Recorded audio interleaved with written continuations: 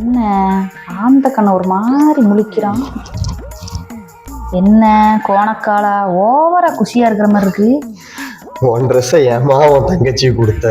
ஏன் உன் தங்கச்சிய நீன்னு நினைச்சி நான் நினைச்சி உன் தங்கச்சிய நீன்னு நினைச்சி நான் நினைச்சி நீன்னு நினைச்சி நான் நினைச்சி